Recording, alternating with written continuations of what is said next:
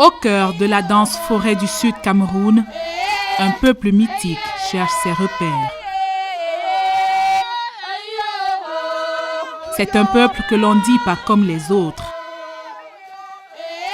Une communauté de filles et fils de la forêt, depuis toujours étiquetés comme des êtres de petite taille, vivant de pêche, de chasse et de cueillette. Un peuple brutalement embarqué dans le train du modernisme, mais résolu à défendre jusqu'au bout ce qu'il a de plus cher, ses cultures ancestrales.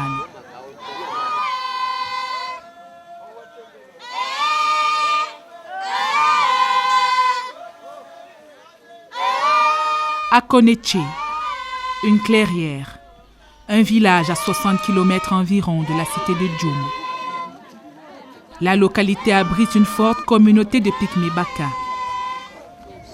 Ici, les appellations Pygmées ou campement semblent désuètes désormais, ou tout au moins teintées de péjoration. C'est que la communauté Baka vit depuis plusieurs années une transition socio-culturelle sévère. C'est une transition très difficile. Et aujourd'hui, on a un peu aussi ce conflit des générations entre les populations Baka. Les anciens restent très attachés à la forêt et bien qu'ils soient installés au bord de la route, ils font des va-et-vient dans la forêt. Ils font des expéditions plus ou moins longues dans la forêt qui peuvent aller de 2 à 4 mois et qui reviennent dans la forêt. On parle de plus en plus plutôt de semi-sédentarité. À l'origine peuple de nomades, population de chasseurs libres et forts, les Baka sont aujourd'hui contraints par la force de la mouvance générale à devenir des agriculteurs et à vivre dans des villages classiques comme les peuples sédentaires environnants. On a des populations qui sont traditionnellement des chasseurs-cueilleurs qui deviennent des agriculteurs. Et nous nous sommes rendus compte que la pratique de l'agriculture rentrait très difficilement dans le milieu et nous nous sommes dit, et à la demande, pourquoi ne pas les accompagner dans les pratiques agricoles. Nous avons donc commencé à les accompagner dans le processus de sédentarisation dans lequel ils étaient déjà. Et l'objectif visé était surtout la sécurisation des moyens d'existence et surtout assurer une sorte de sécurité alimentaire.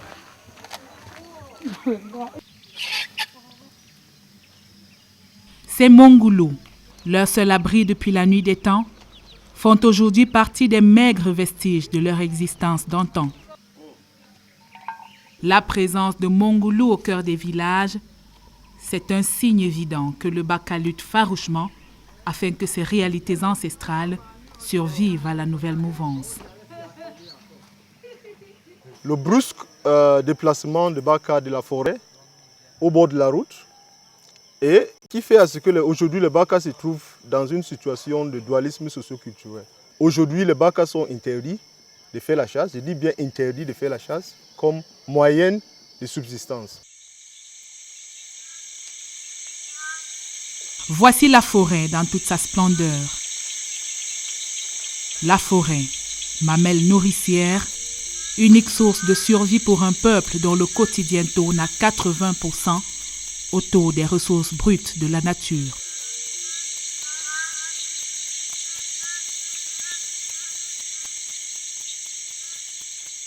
L'homme Baka est dans la forêt. Il y a tout. Il y a les remèdes, il y a les arbres, il y a les fruits, il y a tout ce qu'on récolte dans la forêt. Les gibiers, les pièges qu'on tend. Et l'homme Baka est habitué de manger la viande chaque jour. Mais nous sommes déjà dérangés comme ces forêts est déjà interdit. Voici alors les forestiers qui sont là, qui coupent déjà tous les arbres de la forêt, qui nous aidaient à nous faire soigner. La déforestation avance, on a ouvert beaucoup de routes, de pistes dans la forêt. Ça permet à tout le monde d'entrer à la forêt. Les grands chasseurs qui entrent avec les fusils, qui sont plus compétitifs que les Baka. Donc même si on demande aux Baka de rentrer, rester à la forêt, ils ne peuvent plus survivre parce qu'il n'y a plus de ressources. La vie en forêt est devenue bien difficile, presque impossible. Les richesses autrefois cachées dans les profondeurs végétales ont depuis longtemps été dénichées, mises à jour, profanées, exploitées au mètre cube près et de manière anarchique.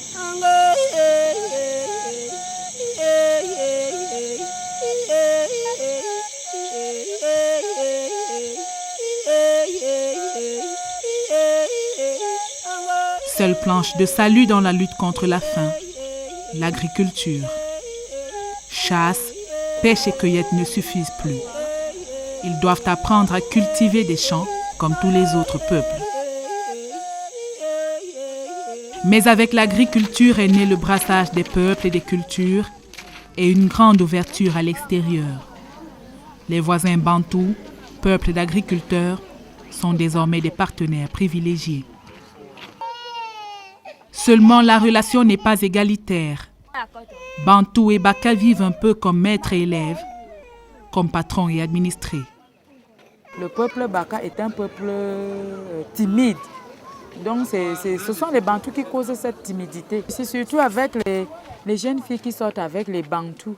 La plupart du temps, les Bantous abandonnent les jeunes filles Baka avec les enfants. Et c'est le même cas avec moi. Moi-même, j'ai 2 enfants. J'ai été abandonnée avec mes 2 enfants et je me débrouille comme ça toute seule. Et c'est une jeune génération profondément arrimée à la culture occidentale qui émerge. Ils en sont encore à l'étape de balbutiement. Ils font face encore à la difficile question de leur intégration socio-culturelle dans ce monde qui leur reste étranger et qui leur semble teinté d'hostilité et de mépris. L'impression que nous avons, c'est qu'ils ne sont pas préparés à vivre cette modernité. Parce que la modernité signifie aussi économie de marché, signifie moyens financiers, et nous nous rendons compte que ces jeunes qui sont ouverts au monde n'ont pas toujours les moyens de leur politique. Cet univers pittoresque, les Baka semblent en maîtriser tous les contours. La forêt, c'est leur domaine sacré, leur maison. Et pourtant, rien de tout ceci, au fond, ne leur appartient. Le Pygmée Baka, officiellement, n'a droit à rien. L'homme Baka aujourd'hui n'a pas encore un terrain propre à lui. Et vous verrez même que dans certains villages, comme par exemple à Miata, les Bantous avaient détruit la demeure de Edjengi. Or, ce qui n'est pas bien. Parce que si Edjengi agissait, on allait seulement dire que c'est l'homme Baka. Tous les champs appartiennent aux Bantous. Même là où se trouve le Baka, le village à Koneche, les Bantous disent que ça les appartient. Et voilà pourquoi les chefferies ne sont pas reconnues. Voilà un grand village. La population de Baka dépasse celle de Bantou. Mais le chef est Bantou. Tous les litiges sont réglés selon la culture Bantou.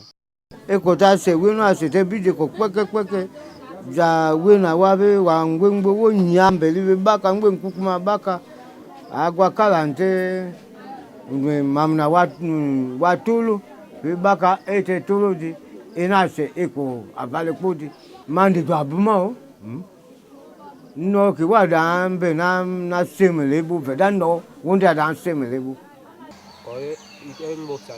En fait, les 50 000 hommes et femmes qui constituent la communauté Baka du Cameroun ont vécu jusqu'ici dans une logique remarquable de partage et de solidarité. Une logique désormais handicapante qui veut que tous les dons de la nature soient à la fois à tout le monde et à personne en particulier.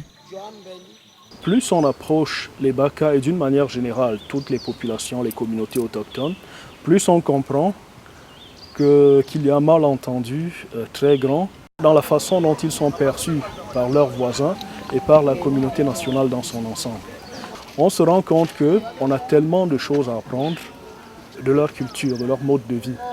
Parce que là, on retrouve encore des valeurs humaines qui sont toutes naturelles, qui sont des relations sans calcul, par exemple. On les retrouve très profondes au sein de ces communautés-là. Et ce que nous avons constaté, c'est que tout cela risquait justement de disparaître et que les communautés Baka risquaient d'épouser la culture dominante. Et ce n'est pas ce que nous souhaitons. Le nouveau challenge, réveiller cette culture Baka qui, au fil des jours, sombre dans l'oubli. Pour relever le challenge, le Libandi renaît de ses cendres. On a constaté qu'il y avait quelque chose qui leur tenait à cœur, c'était l'organisation de ce festival culturel, qui était un événement pratiquement annuel à l'époque où ces communautés vivaient dans la forêt, en marge de tous les courants que nous avons, auxquels ils font face en ce moment. Donc, ils nous ont dit qu'ils souhaitaient qu'on puisse les appuyer dans l'organisation d'un tel festival.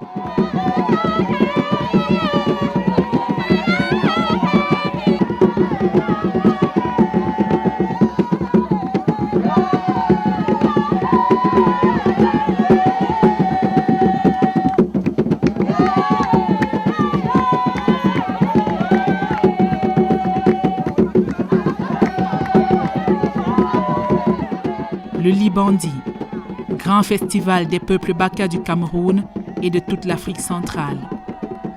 Rendez-vous populaire de toutes les communautés.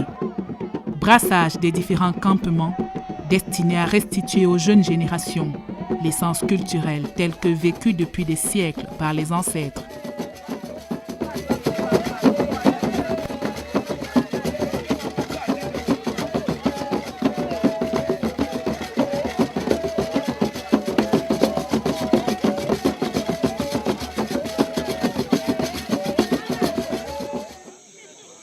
Le Libandi, c'est aussi et surtout Edjengi.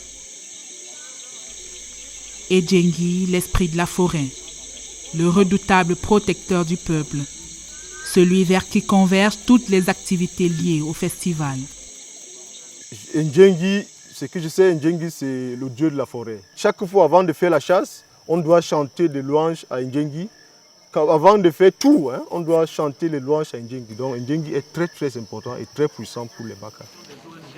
Lors du Libandi, Edjengi a un rôle sacré et essentiel. C'est à lui que revient la lourde tâche de conduire l'initiation des jeunes Baka en quête de maturité, de considération et d'intégrité. Car seul Edjengi est à même d'attribuer à un Baka le statut d'homme à part entière dans la communauté. Et c'est pour cette raison que sa sortie de la forêt sacrée est très attendue par ces jeunes qui, pour la plupart, le verront pour la toute première fois.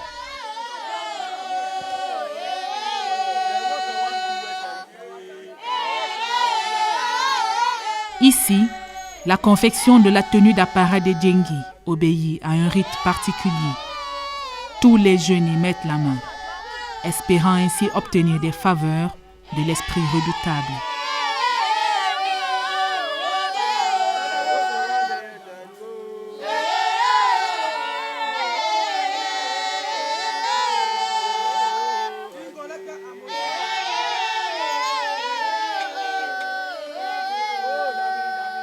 On a vraiment peur de lui parce que lui, il fait toujours rage.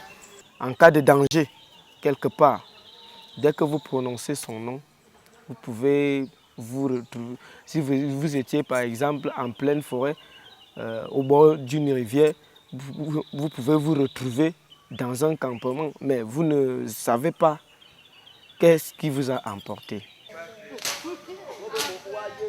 Le rite de l'initiation, c'est l'élément clé du festival Libandi.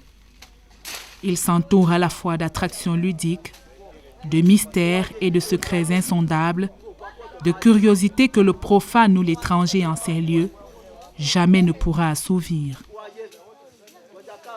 Pour être un homme, il faut être initié. Donc si un Baka n'est pas initié, il n'est pas un homme. Et un homme, c'est quelqu'un qui connaît faire la chasse, c'est quelqu'un qui connaît grimper les grands arbres pour chercher du miel, c'est quelqu'un qui connaît où se trouvent les grands gibiers. Donc ça c'est un homme. Et pour avoir toutes ces qualités, il faut être initié.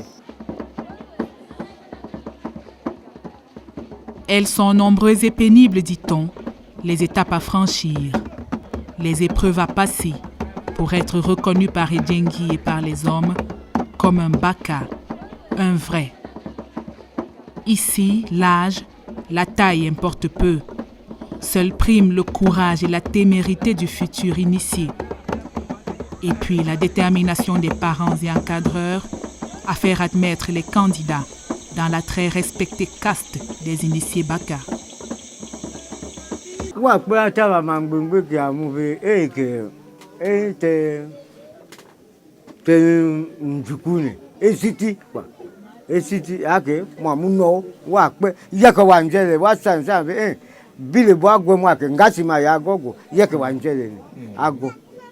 Beaucoup de jeunes ont peur de l'initiation parce que c'est d'abord une chose ancestrale. Ces jeunes-là qui doivent être initiés, bon, ils ne savent pas ce qu'ils doivent faire. Ce qui les attend. Oui, ce qui les attend et où ils vont. L'initiation aide aussi dans beaucoup de choses. Comme quoi? La protection de l'organisme. Bain glacé dès les premières lueurs de l'aube afin de débarrasser le corps de toutes les impuretés.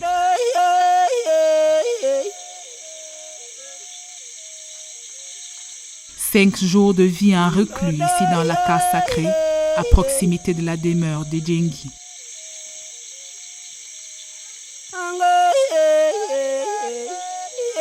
De nombreux tests, parfois pénibles dans le secret des cases.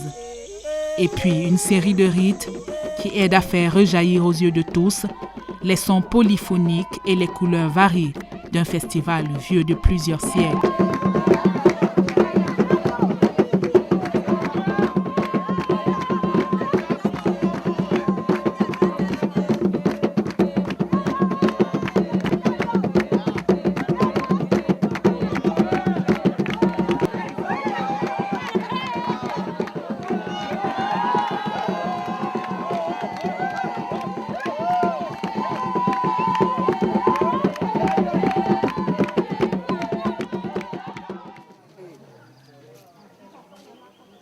C'est le grand jour pour les futurs initiés.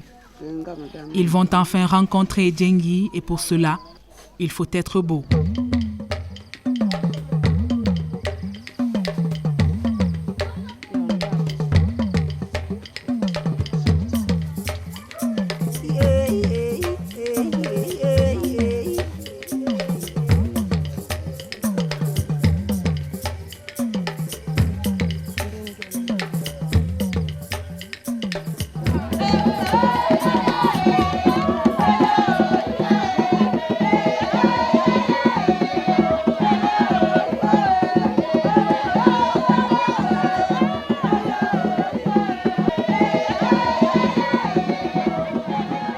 Le festival, une occasion pour Edjengi de faire montre de toute sa puissance et de son caractère imprévisible.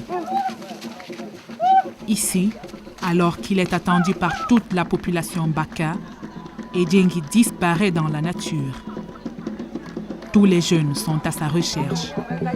L'inquiétude se lit sur les visages. L'on apprendra plus tard la vraie raison de cette fugue. Edjengi se plaint de n'avoir pas été bien reçu par les femmes du village.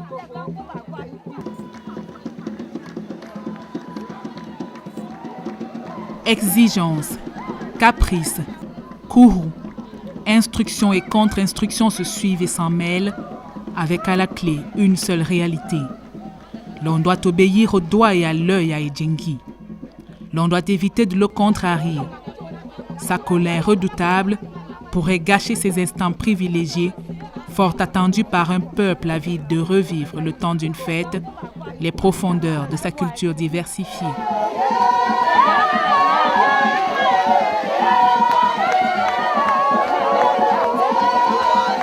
Edjengi est enfin retrouvé, la fête peut continuer.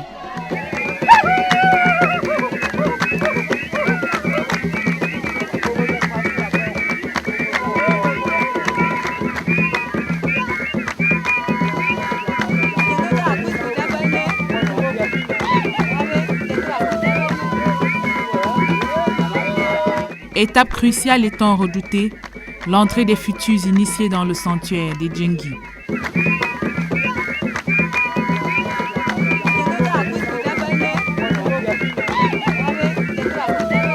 Derrière ce rideau de raffia se dérouleront des exercices les plus difficiles, au terme desquels les Djinguis va libérer les vainqueurs.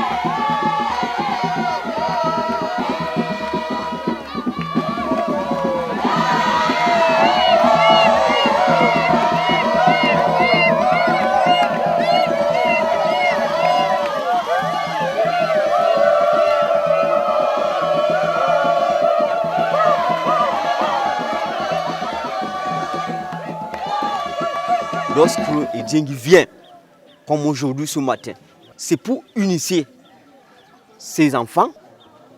Après les Djinguis, c'est son père qui va suivre, dit que ça c'est mon enfant. S'il y a ceci, je dois faire ceci. Si mon enfant tombe malade maintenant, l'ajoute. C'est moi-même qui dois connaître que bon, il faut que je dois faire ceci. L'attente est longue, l'atmosphère chargée de crainte et de suspense.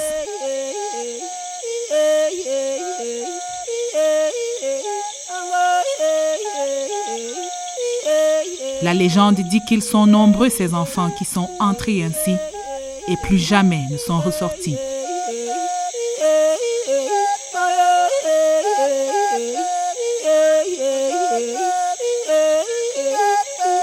La légende dit également que ceux qui en ressortent ont assurément subi, comme on le voit ici, l'ablation d'un bout de leur foie à travers une intervention chirurgicale dont seul les Djinguis détient le secret.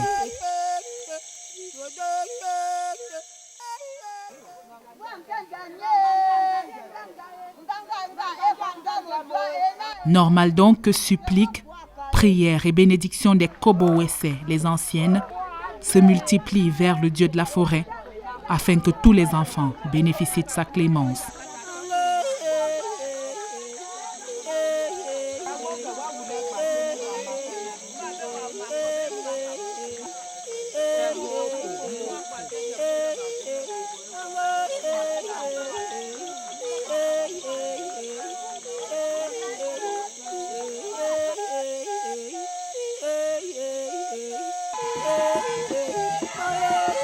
Après de nombreuses heures d'attente et d'angoisse, le séjour dans la forêt sacrée prend fin. Tous les enfants ont réussi pour cette fois. La victoire des nouveaux initiés se célèbre avec faste.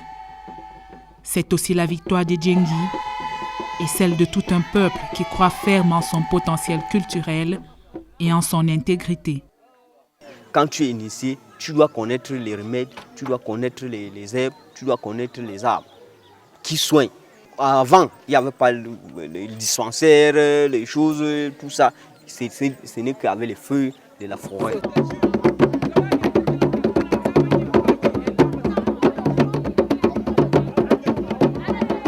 Nyabi Bété en 1999, Meban en 2000, Miata en 2004, Akoneche en 2007. 4 éditions déjà de Libandi, couronnées à chaque fois de nouvelles victoires et de nouveaux défis. La victoire, c'est cette culture ancestrale qui renaît malgré les difficultés, plus belle à chaque édition. Le défi relevé, cette capacité à rester soi-même au fond et se battre pour une place au soleil dans un monde envahi par le modernisme brutal et ravageur.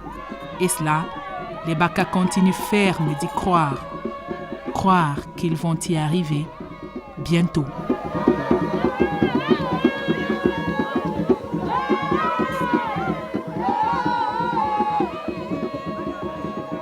aujourd'hui, l'homme Baka possède une carte nationale d'identité, des actes de naissance, or ce qu'il n'avait pas avant. Donc je pense que c'est ça qui fait de moi aujourd'hui, un citoyen camerounais. Vous avez espoir que ça va évoluer encore? Oui, j'ai toujours cet espoir-là. Au jour le jour, j'ai toujours ce rêve-là. Et je sais que ça va changer. L'homme Baka peut aussi devenir comme tous les autres peuples.